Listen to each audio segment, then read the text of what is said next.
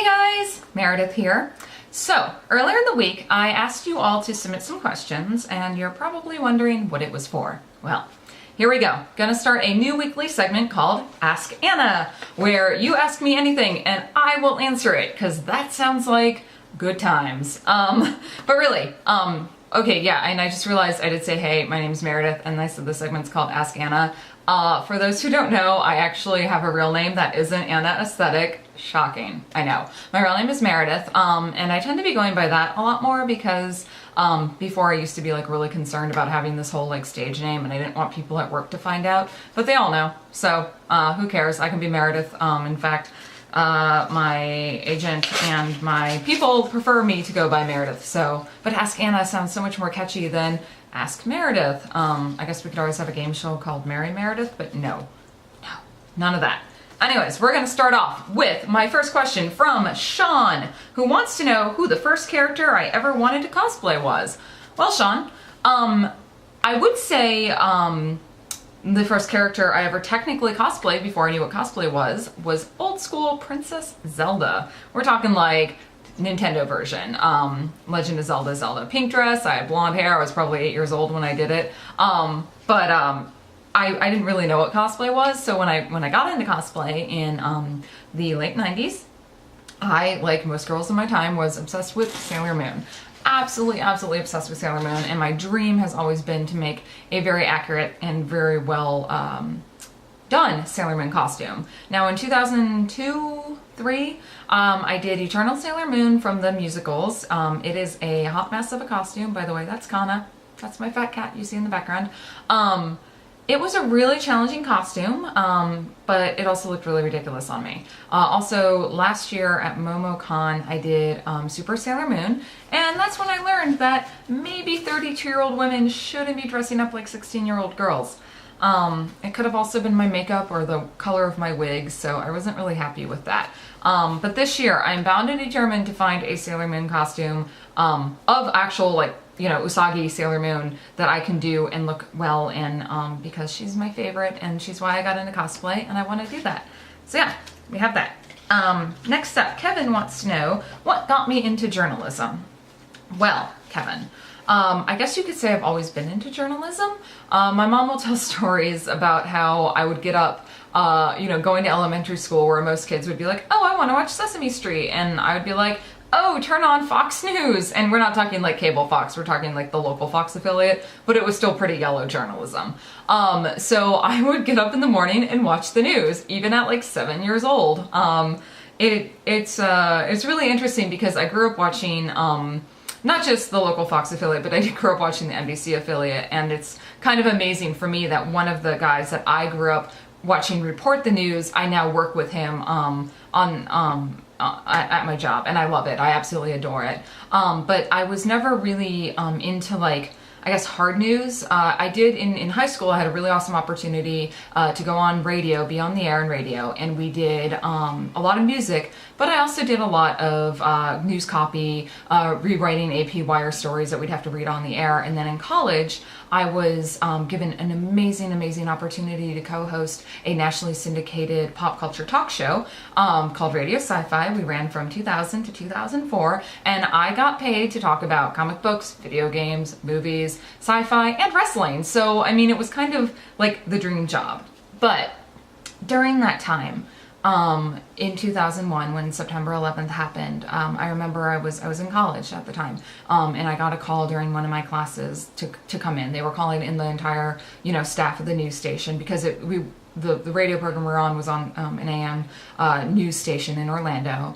And, you know, at the time we didn't really know what was going on. So, you know, and I was doing everything from running coffee to people, writing wire, or writing web stories, you know, filing reports on air, to, you know, when my shift was on, going on air and talking about this. And that experience in my life was what really drew me to news. I realized after that point that, you know, there was more I could do as a service than just talk about the nerdy things that I love, that I actually had a passion for telling other people's stories.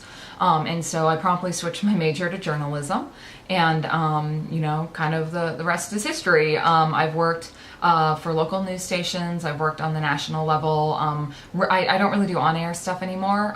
This is the closest you get to see me on air. I really enjoy producing. I love being behind the scenes. I love being out in the field, which as a field producer allows me to be part of the storytelling process without necessarily the I don't know how I say this. I mean, being on air is a lot. It's a lot of pressure. You know, you have to look and sound and be received a certain way, and it's just, you know, for someone like me, you would think that would be really easy, but it's not necessarily the route that I want to take. Though I would totally host a geeky nerd show on TV again. I don't know. I'd actually be an on-air reporter if I didn't think it was too late in my career to change. But yeah, that's what got me into journalism. You know, I've always been into it, but it really was, you know, getting the chance to help cover such a tragedy, but being part of the, you know, process that helped get the information out and helping people heal, showed me the power of journalism. So see, it's not all bad, guys. There's a lot of good to be had, and I think we saw that a lot with the Boston bombings this past couple of weeks. There's been a lot of really good reporting and a lot of good storytelling, so yeah. Anyways, on that note, I'm going to switch over to Glenn, who wants to know where I get my inspiration as an artist, and if I had a tutor at any point, and places to learn more about crafting. Well, Glenn, I'm going to move here and get more comfy. I have learned a lot of sewing by myself. I was initially self-taught. My mom, who was an amazing seamstress, would help me on occasion. I'd go home for the holidays and be like, hey mom, I need to sew something. And she'd be like, honey, Halloween was 4 months ago. And I'd be like, don't ask, just help me make this thing.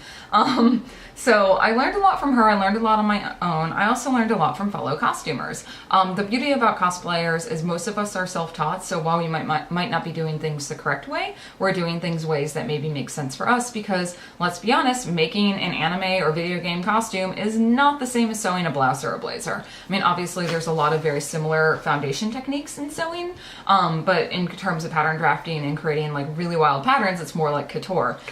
So I did actually leave my radio show in 2004 and thought briefly, I'm gonna go be a fashion designer. It's gonna be amazing. And I went to fashion school and paid a whole lot of money to use a degree, or to get a degree that I only used to make costumes for me and my friends.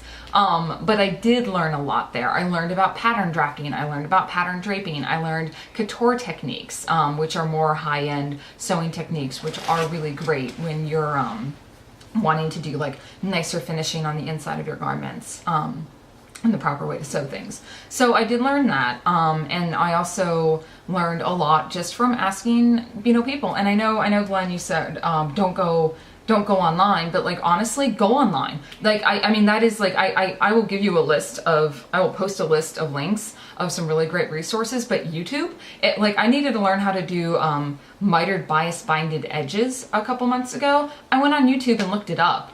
You know, there's a lot of places, if you're more into the prop side of things, Replica Prop Form are an amazing group of, a lot of these are self-taught artists who make their own, like, you know, we're talking Judge Dredd sculpts, you know, we're not just talking like the bucket kits of how to repaint, you know, some Stormtrooper armor. There are some really hardcore and really amazing folks out there who can teach you things.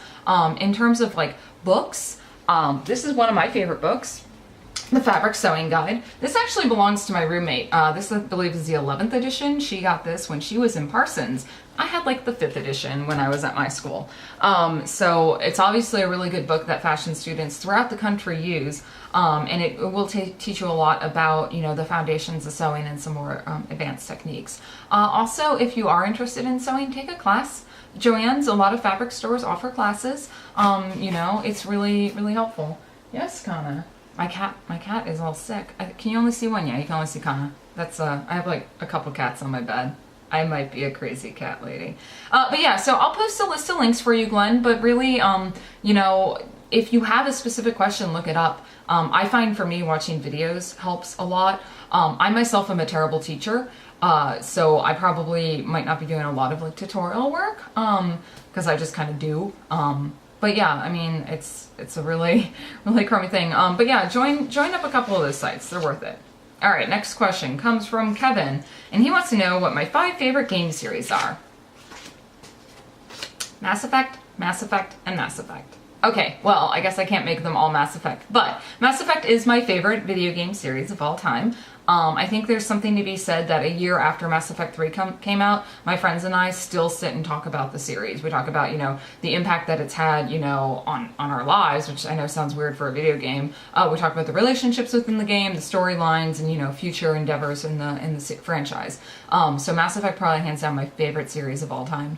I'm also a huge fan of The Legend of Zelda.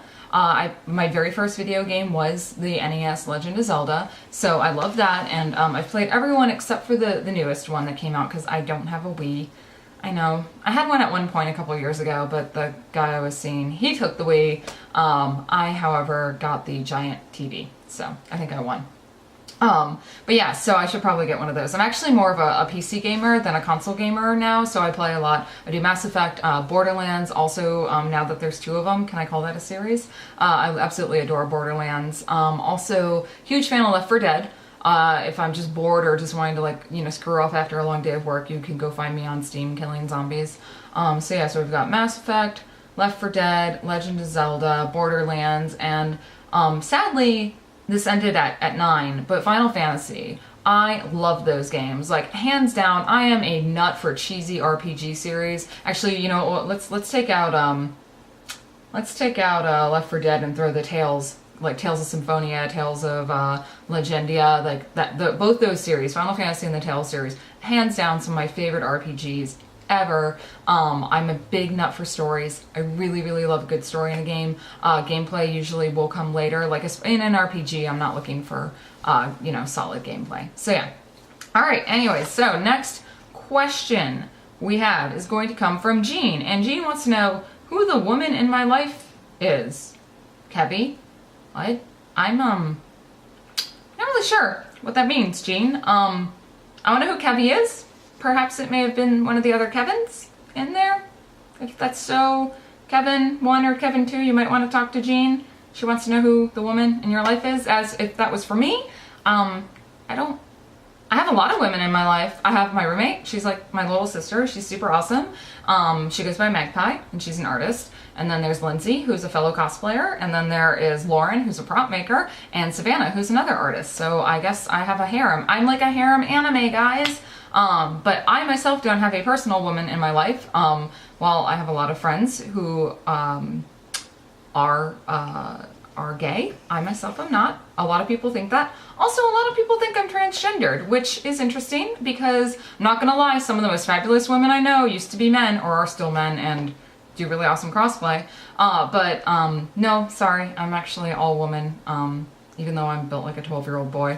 Though I'm gonna say, like, it's really interesting. Moving to Atlanta, I've been really fortunate to meet a lot of people who are gay and transgendered. And it's really, I mean, it's something I was exposed to at a young age because I had mom's friend was, she had 2 gay guys that were friends, so it was really cool growing up with that. But the whole transgender thing I'm really new to, and I think it's really fascinating. I've never been in such a city that's just so embracing of other lifestyles and cultures. And I think for me, as a person, it's helped me grow as a better person to actually get to know people from other walks of life than what I grew up with. So hooray for that. So Jean, still don't know what your question means, and if it's meant for Kevin, go talk to your Jean. Anyways, I am out. I'm gonna go have sushi and beer and happiness, according to my friend, and I will see you guys next week. Bye!